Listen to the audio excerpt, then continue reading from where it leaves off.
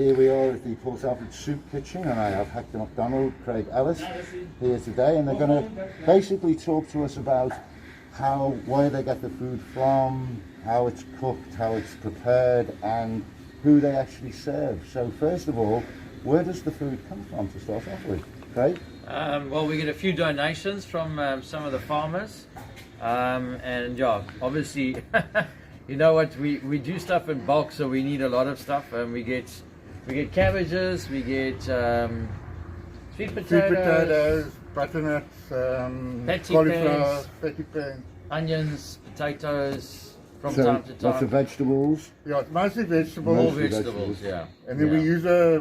we've got 3 different soup stocks. We've got a beef, a chicken, and a minestrone. So we try and, with the veggies, we put a stock in, a different stock every time we make a pot. Yeah, so it tastes a little bit different. Yeah. Yeah, just give it, and then we also get tins of sweet peppers Yeah. from Ian Roberts, a factory in Grahamstown, Oh yeah. and he also supplies us with cabbages and cauliflowers, and those sweet peppers we also put into the soup sometimes just to give it flavour. Yeah, yeah. Yeah, And then that's we've got good. Dave Duncan.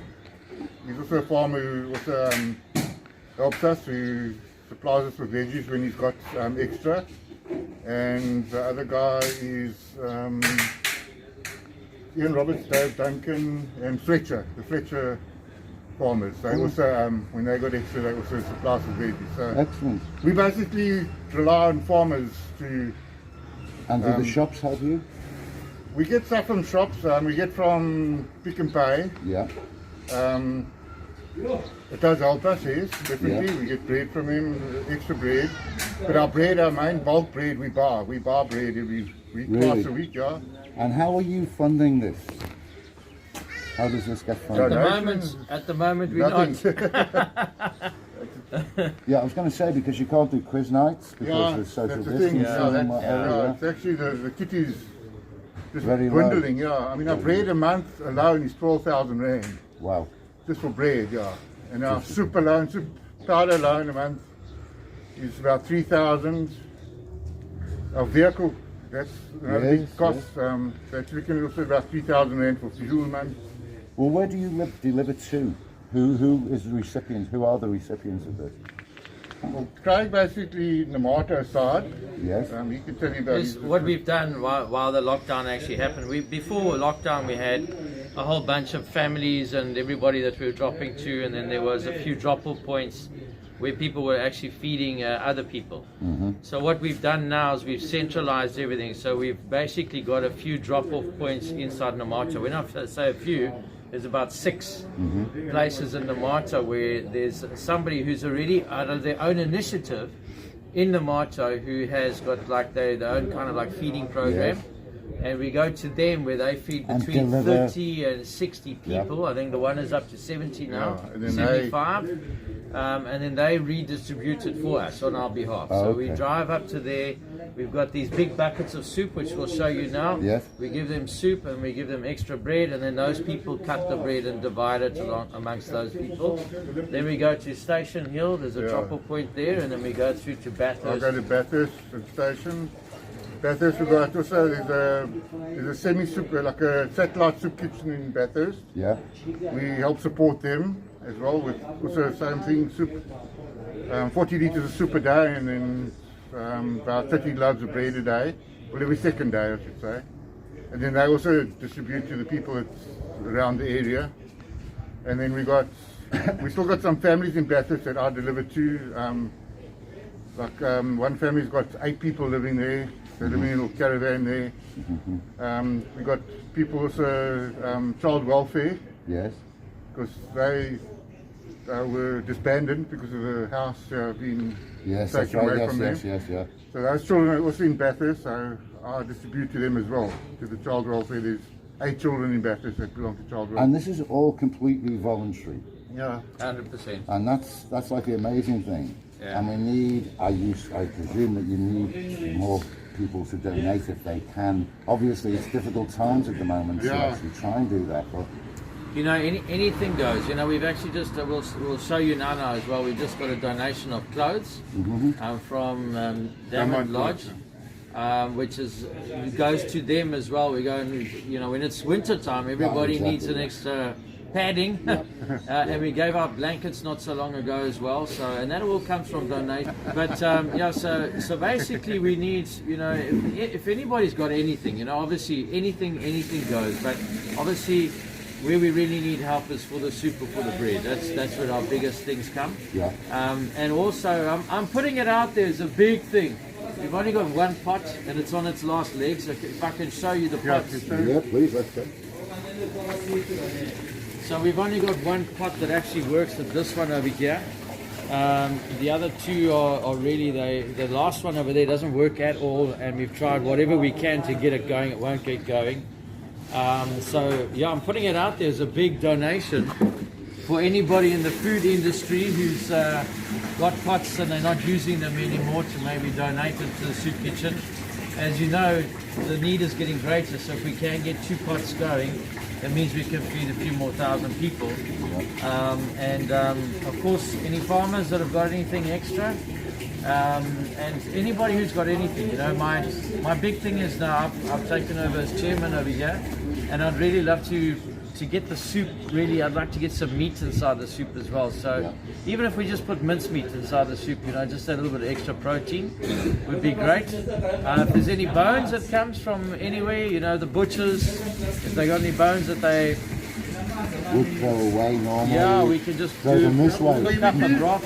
We do sometimes get we'll get a buck or something from, say, hunting season, or then we'll boil that up and use that as well. But it's very far in between, But we do sometimes, Sometimes. from a farmer or someone that's maybe shot too many and they got spare buck or something. They'll bring a leg or something, and then we'll boil it and strip it of the meat and then add it to the soup. And that goes to the soup. Yeah, that's very far in between. Well, it's changed quite a lot. When I was helping here, like 11 years ago now, good grief, it was a long time ago. It was basically just sandwiches and a little bit of soup. Now you're catering to an enormous number of people in this town, and it's necessary because we can't carry on like this with people starving all over the place. Right? Yeah, it's about 1,000 meals a week now. If you take a cup of soup with half a litre of soup and half a loaf of bread, Yeah, it's about 1,000 meals that we do in a week. significant. Yeah. I mean, certainly is significant. So, could you just walk us through here, and we'll go into the. You won't forget the vegetable garden, eh? There's lots of switch. We'll go back to the vegetable garden. It's cooked in here, and then just you put it into 20 litre drum. That's what goes out to distribute. You can see it's full of vegetables. There's lots of goodness in there.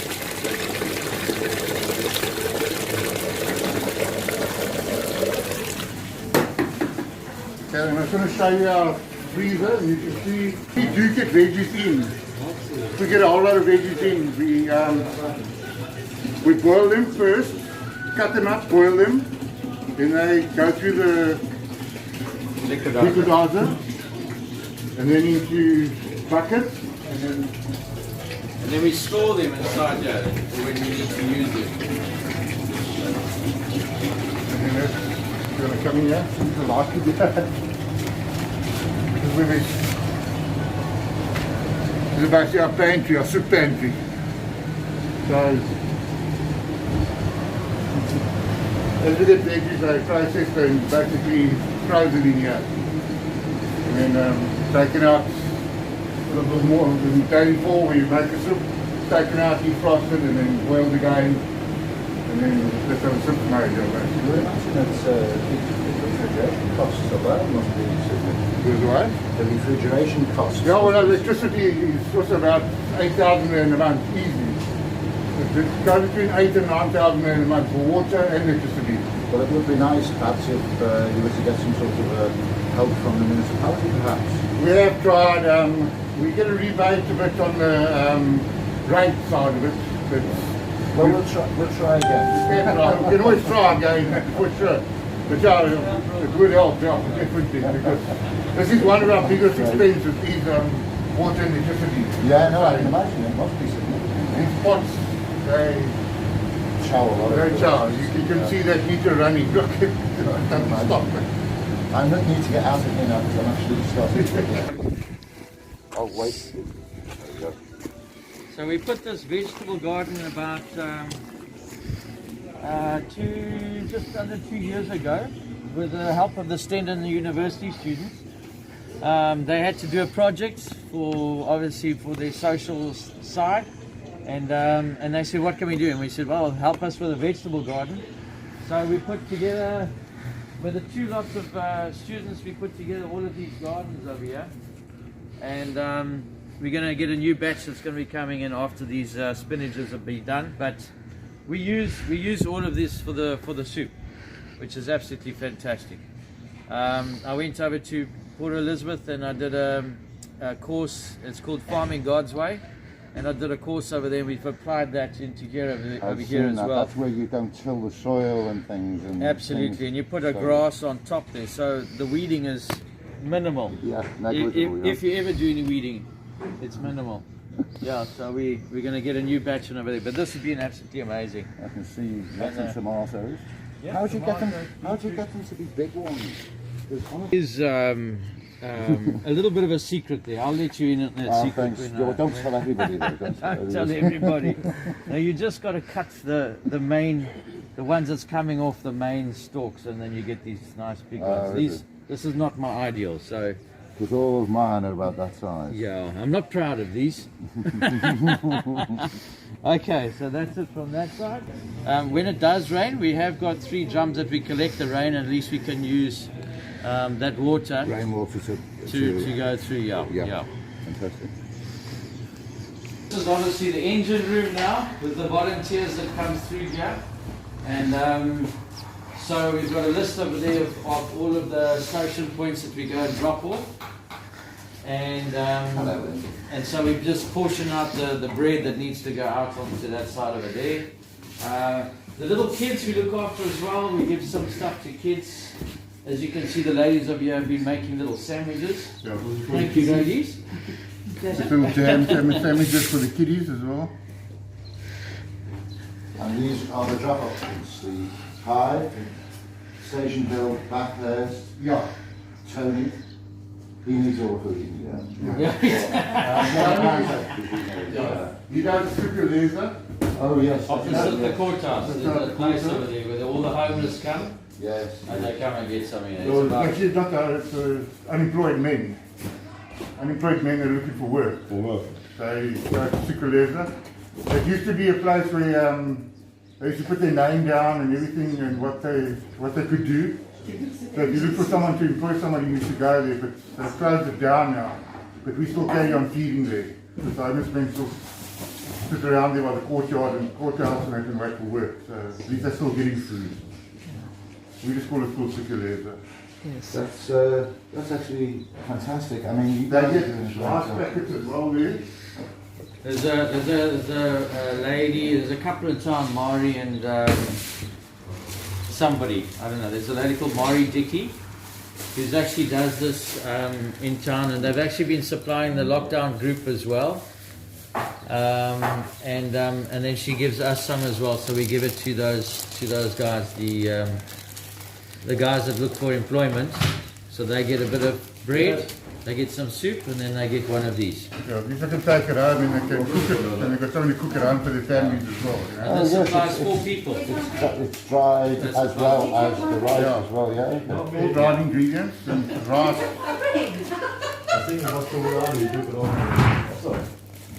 Rice, soup powder, lentils. Yeah, rice, soup powder, lentils, and chickpeas basically. And it's all dry ingredients and they can cook it as soup. Yeah. So yeah, at least they've got something to take home with them. And you guys are doing a great job. I've been doing it for many, many years now as well. Yeah. And I think the people of Port Alfred have to support you because that's supporting everybody basically in Port Alfred. It costs about 2,000 rand a day to feed. So that's how we're only feeding twice a week because that's costing us 4,000 rand. That is just on ingredients.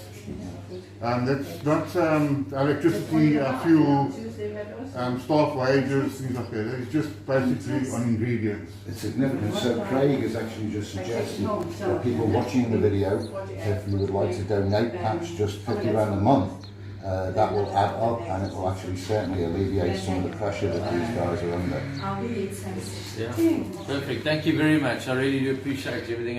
And to our volunteers as well, this is also our last chairman who is an amazing man, and his wife. They supply oranges to the little ones just about every single week, and they've got a heart of gold. Deanie gets a whole bunch of clothes that gets donated. She takes them home, she washes them, and she comes and she folds them together with Lynette over here, and they put them inside the storeroom, and then they re-give them out to the drop-off zones that we've got over there. So yeah, thank you very much to our volunteers as well. Very much as well to the Talk of the Town and for the people that work there. We really do appreciate everything you do. And also for John Hoozert, who also does our quiz evenings. It's absolutely amazing. He does it on a regular basis where we can have a lot of fun and raise some funds for the soup kitchen. And whenever we've got some kind of a promotional thing, they put an advert in for us as well. And also for helping us to put ourselves out there into the rest of the world, never mind Port Alfred. But thank you very much for everything that the people of the Talk of the Town do for us as well. Thank you so much from our hearts. Thank you. I want to tell you something. This man is over 80 years old, and he lifts up these 20 litre containers to put them in there. I can't do that. Anyway, this is Barry Kutsia, and he does all the background stuff over here. He looks after everything. But he's over 80 years old. I just want to let you know that. That's quite incredible. Yeah, just also a special thank you to the Stendon University as well, because they've really helped the soup kitchen to stay alive. Actually, before I came here 2 years ago, I heard that the soup kitchen was about to close down because they literally didn't have any money. And Stendon put their foot forward, and they made some kind of a plan, and they were able to keep us afloat. And so whenever they can, they help us to raise funds from overseas and from South Africa over here, and they provide the students that actually comes to the soup kitchen as well to help out. But if it wasn't for them, we probably wouldn't be around today. So a special thank you again to the students and to the people who runs it as well, Vota, for really keeping our soup kitchen together. Thank you. There is actually a call to the community. I think what we're wanting to do is we're trying to get our Facebook up and running, a Facebook page. So if everybody can go and like our page, it's Port Alfred Soup Kitchen, and go and like the page, and whenever we post something or something like that, if you can share it on to your friends and onto your page as well, because really we're trying to get more and more exposure over here. I posted something about 2 weeks ago, and I said, hey, there's a need for masks where we go to feed the unemployed at Sekuleza. Yes. A lot of the guys don't have masks, and we are risking ourselves, and they don't have a mask. And I just put it out on Facebook, and the next thing, a friend of mine in Joburg actually donated 100 masks so that we can actually give them out. And this is the example. It's actually a beautiful mask. So that's what we can actually do by just sharing that, liking our page, and sharing whenever you can. It'll really, really help us big time. And then the other big plea that we have is that, like I said, we got one pot over there which is on its last legs, and that's how many 1,000 litres? No, there's 240 litres a pot. 240 litre pots. And there's lots of people in the food industry. I'm from the food industry. There's hospitals, there's dorms, there's all sorts of places that if you are not using your big double cooker pot or frying pan, we're also looking for the tilting frying pan so that we can braise the meat and stuff like that and then put it into the soup. So it's a big plea. It's a big plea. We really are asking for that so that we can feed more people. If we got another pot, we can get 2 pots going as opposed to 1. Please, that's really what we're looking for. I should have mentioned as well, we get eggs as well from Feathers Farm. There's some left, still going up to that. We get about 12 trays. Okay. Yeah, so we boil them and give them out as well. And then also Woolworths. We get donations from Woolworths as well, which some go into the family baskets. They're storing, like this family here, it's not actually a family, it's a group of 11 homeless people that are staying in the house, but a lady is actually helping them with. Is that the loaves and fishes? Yeah, no, it's Loaves and Fishes House on the Hill. House on the hill. Okay. Yeah, and she helps 11 people that stay that are homeless. Yeah. So we try and give them for a bit more, you know, just so they can at least feed themselves 3 days, hopefully. Yeah. On that, yeah. But I mean, there's nothing worse than going to bed hungry. Yeah. And if anybody's ever done that, they will know Yeah, how hard that yeah. is. But to do that constantly, day after day, Yeah. is really. Well, some of these people only eat once a day. Yes. That's the meal that we give them. That's their meal. That's it. That's it. Yeah. So, ladies and gentlemen, anybody watching today, we need some help here at the Port Alfred Soup Kitchen. We need obviously donations of food, but also some equipment. So if you can help, perhaps you can get hold of Craig or Hector or anybody here really at the soup kitchen to help to donate. Thank you very much. Thank you, guys.